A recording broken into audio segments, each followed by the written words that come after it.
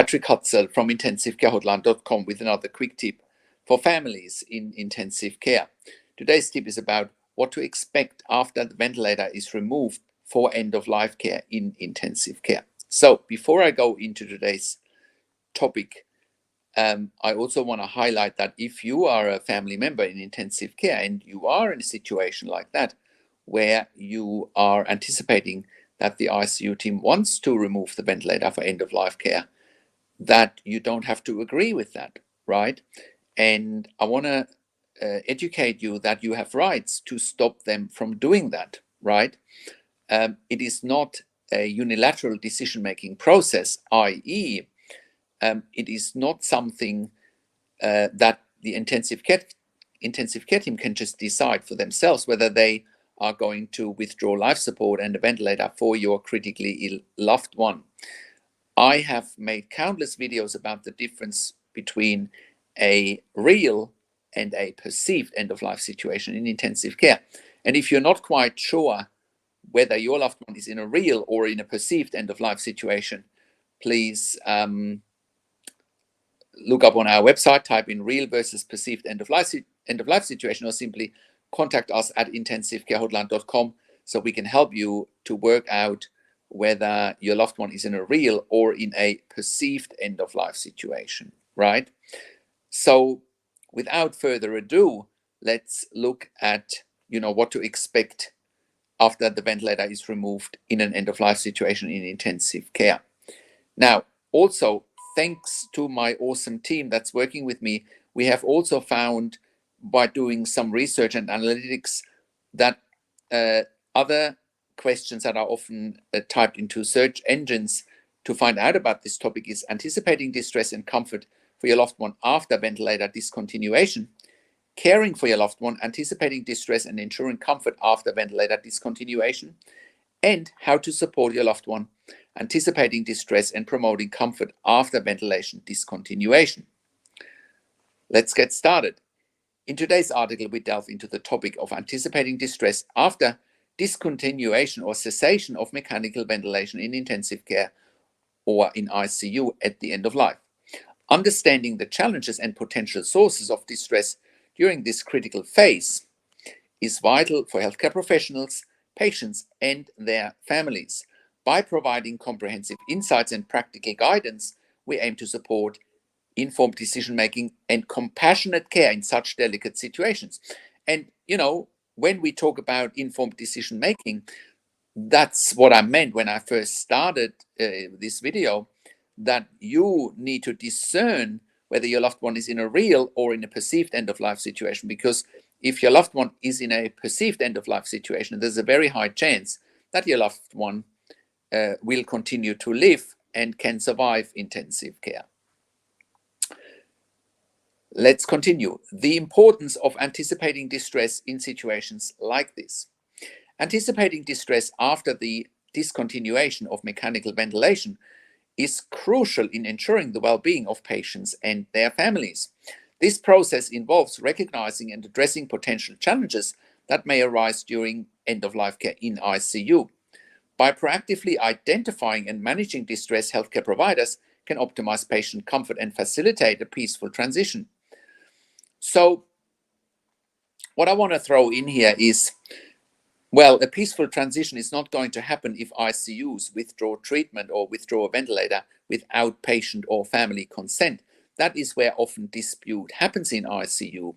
And quite frankly, terminating someone's life support in intensive care is not a unilateral decision. It's not up to the intensive care team to make a decision to withdraw life support, right? That is ending someone's life without consent from either a patient or from their power of attorney, right? If they are withdrawing life support without consent, I argue that is murder, right? No other term for that. And if there are disputes, once again, around, if you think that an ICU team wants to withdraw life support illegally without your or your family members' consent, please contact us at intensivecarehotline.com. We can help you turn these situations around. We've done it many, many times. Next, Factors influencing distress. Number one, physiological factors. Various physiological factors can contribute to distress after discontinuation of mechanical ventilation. These include pain, dyspnea, anxiety, and discomfort. It is essential for healthcare professionals to closely monitor and manage these symptoms through appropriate medications, therapies, and interventions. Yes, I agree that this is the case. And, you can manage those situations by giving midazolam, morphine, fentanyl, propofol to potentially numb the pain and make someone unconscious. But then the question needs to be asked here, again, is this potentially also euthanasia? Could this be perceived as euthanasia? And once again, euthanasia is illegal in most countries. Number two, psychological factors. Patients and their families may experience psychological distress such as fear, sadness, grief, and uncertainty during the end-of-life care process. Effective communication and emotional support are crucial in alleviating these psychological burdens and promoting a sense of acceptance and understanding. Well, yes, a sense of acceptance and understanding is there if everyone is on the same page and if everyone agrees that end of life is the best course of action and is also would also be approved of by a patient who's incapacitated. Next, strategies for anticipating distress. To effectively anticipate distress and promote comfort during the discontinuation of mechanical ventilation, healthcare professionals can employ several strategies. Number one, comprehensive assessment. Conduct a thorough assessment of the patient's physical, psychological, and emotional well-being. This assessment should involve multidisciplinary collaboration and consider the patient's individual preferences, values, and goals. Well, in this scenario where a comprehensive assessment is being made, that should also take into account, number one, is it the patient's and family's preference to have life support withdrawn? Now, if we are talking about individual preferences, values, and goals, many patients and families in intensive care say, well, we don't want to have end-of-life care in intensive care. We want to have end-of-life care at home. When I worked in intensive care, which I have done for over 20 years in 3 different countries, countless families told me in end-of-life situations in intensive care, well, it would be so much nicer to do that at home. Well, a few years later, we are making this a reality with intensive care at home. So end-of-life care for intensive care patients can also be provided with intensive care at home. For more information, go to intensivecareathome.com. Next, number 2, advanced care planning. Engage in open and honest discussions with patients and their families regarding end-of-life preferences, including the use of mechanical ventilation and its discontinuation. Advanced care planning helps align medical interventions with the patient's wishes and ensures a patient-centered approach to care. That's not rocket science, is it? That an advanced care plan always helps to remove any ambiguity in such difficult situations. Next, number 3, clear communication. Provide clear and compassionate communication to patients and their families throughout the process. Explain the goals of care, potential outcomes, and available support resources. Address any concerns, fears, or questions to foster trust and understanding. That's well said here. But the reality also is trust and understanding is not fostered if ICUs are pushing for end-of-life care and withdrawal of treatment without patient or family consent. Let's face it, right? So ICUs have yet to improve, in most ICUs anyway, improve their communication style around end-of-life care.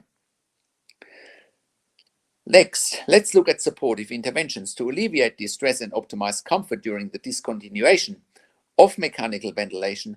Healthcare professionals can implement the following supportive interventions. Number 1, pharmacological interventions. Use appropriate medications such as opiates and anxiolytics to manage pain, dyspnea, anxiety, and other distressing symptoms.